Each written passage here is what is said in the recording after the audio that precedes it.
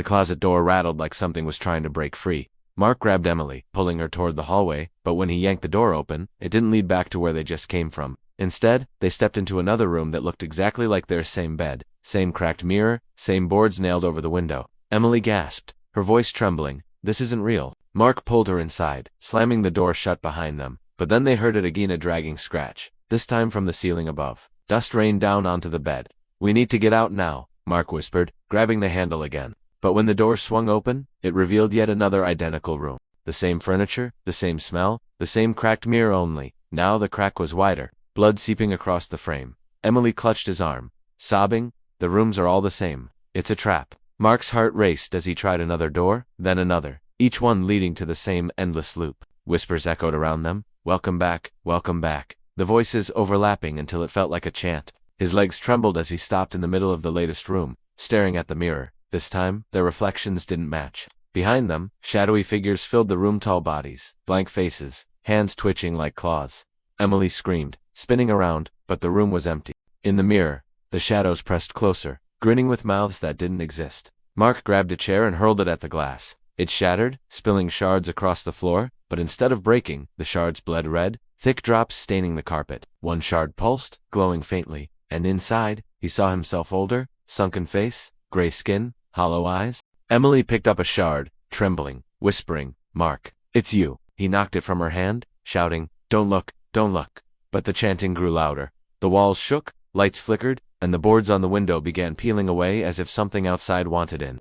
Mark ran, dragging Emily to the window, but when the last board fell, their hearts sank. Instead of the storm outside, they looked out over a red desert beneath a black sky, rivers of fire cutting through the land, and in the distance, towers of bone rising into the haze. Emily fell to her knees, sobbing, no, no, no. Mark turned, trying one last door. The hallway stretched long and dark, but at the end, the neon glow of the lobby sign buzzed. Sill, Tar Motel. He sprinted, Emily in tow, their feet slamming on the rotting carpet, the buzzing growing louder, the glow getting closer. They burst into the lobby, but it was different. The clerk was gone, the desk covered in dust, cobwebs thick across the walls, and the neon sign flickering in the corner. Mark ran to the front door, yanking it open, but outside wasn't the gravel lot. Instead, dozens of motel doors stretched endlessly, every door marked with a black number 6, the faint outline of 666 visible beneath. Emily screamed, falling back as one door swung open. A figure stepped out, tall and wrapped in shadow, its head bowed, hands long and sharp.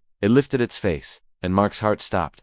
The face was his own, twisted, grinning, with eyes black as oil. The shadow whispered, welcome back, and dozens of other doors slammed open in unison. Shadowy figures pouring out, each one wearing his face, each one smiling too wide. Emily shrieked, clawing at his arm, but the floor cracked, the lobby collapsing into the burning red desert below. They plunged into the heat. Mark clutched her, screaming as the motel shrank into the haze, the shadows diving after them, hundreds of his own faces grinning in the fire. They hit the ground hard, the sand hot like coals. When Mark tried to stand, the sand clung to him, thick like ash, voices rising from beneath, whispering, welcome back, welcome back. Emily's hand slipped from his, and he spun around, but she was sinking, the ash swallowing her whole. Her face twisted in terror as she disappeared. Mark clawed at the ground, screaming, but the shadows circled him, their faces his own, their voices his own. The tallest shadow leaned down, whispering in his ear, you never checked out, you never will. The ash swallowed his legs, his chest, his arms. The last thing he saw was the flickering neon sign high above, glowing faintly through the smoke. Sill Tar Motel before it winked out, leaving only darkness.